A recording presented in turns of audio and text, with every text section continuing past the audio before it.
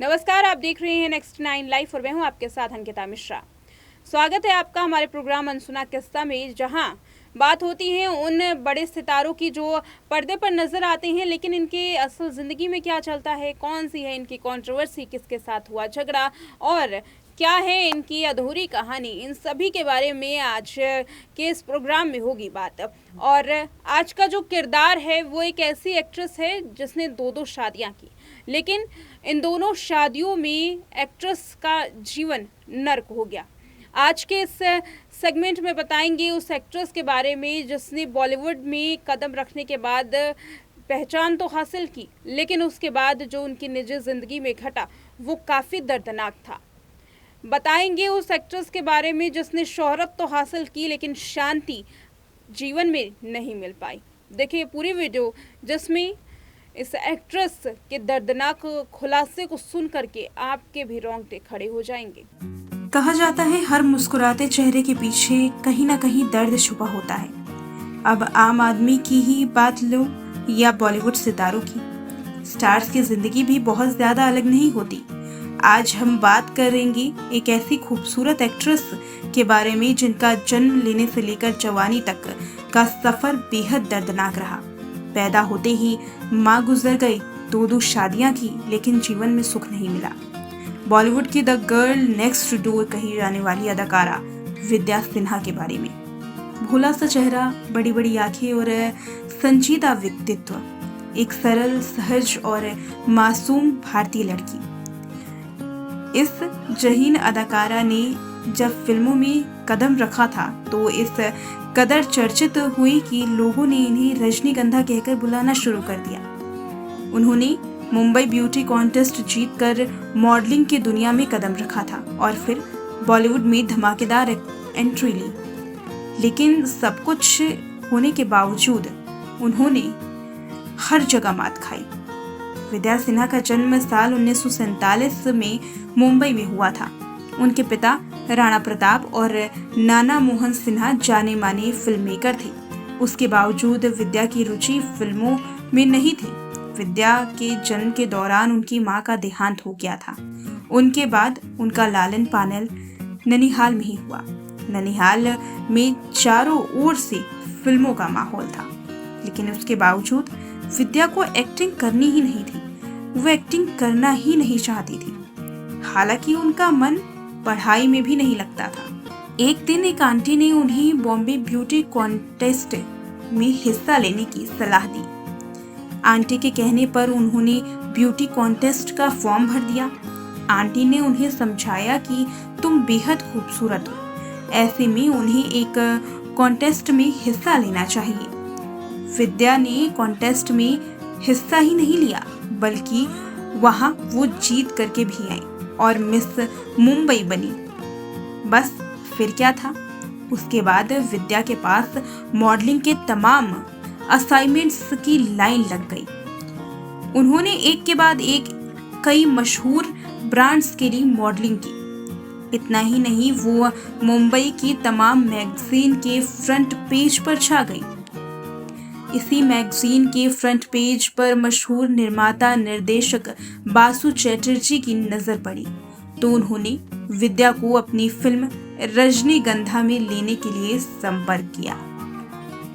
तब तक फिल्मों में विद्या को रुचि थोड़ी सी होने लगी थी। उन्होंने रजनीगंधा फिल्म के लिए तुरंत से हाँ कह दी। फिर क्या था, अपनी अदाकारी से उन्होंने फिल्म को ऐसा महकाया कि चारों ओर केवल रजनीगंधा ही नाम जाना जाने लगा। फिल्म का टाइटल सॉन्ग रोज दिन में कई बार रेडियो पर सुनाया जाता। इसके बाद विद्या सिन्हा की तुलना उस समय की चर्चित अभिनेत्री जया बहादुरी और मौसमी चैटर्जी से लोग करने लगे। इसके बाद साल 1974 में फिल्म आई राजा काका, लेकिन ये फिल्म बॉक्स ऑफिस पर ज्यादा चल नहीं पाई। रजनीगंधा की स्टार कास्ट विद्या और अनमोल पालेकर से लेकर निर्माता बासु चैटर्जी ने एक और फिल्म बनाई, छोटी सी बात। इस फिल्म में विद्या ने बेहतरीन अभिनय किया और ये फिल्म बॉक्स ऑफिस पर छा गई। इसके बाद विद्या एक के बाद एक लगातार फिल्में साइन करने लगी और उनकी फैन फॉलोइंग भी बढ़ने लगी। संजीव कुमार से लेकर शशि कपूर तक के साथ 1970 में आई फिल्म शक्ति को उन्होंने दर्शकों को खूब एंटरटेन किया, खूब शक्ति से मनोरंजन किया। विद्या को कम उम्र में ही अपने पड़ोस के रहने वाले एक साउथ इंडियन ब्राह्मण लड़के से प्यार हो गया था। बालिग होते ही उन्होंने शादी कर ली। पति के कहने पर उन्होंने फिल्मों में एंट्री की और रजनीगंधा साइन की थी। फिर साल 1989 में उन्हें एक बच्ची को गोद ले लिया जिनका नाम जानवी रखा गया। सब कुछ ठीक चल रहा था कि अचानक से विद्या की जिंदगी में तूफान आ गया। साल 1996 में विद्या के पति की बीमारी के चलते जान चली गई तो इसके बाद उन पर दुखों का पहाड़ टूट पड़ा। हालांकि समय के साथ साथ उनके जख्म भर गए और वे अपनी बेटी की परवरिश पर ध्यान देने लगी। पति के चले जाने के 4 साल बाद इनकी मुलाकात ऑस्ट्रेलिया के भारतीय मूल के बिजनेसमैन नेताजी भीमराव सालोखे से हुई। भीमराव पर उनका भरोसा बढ़ा तो शादी कर ली।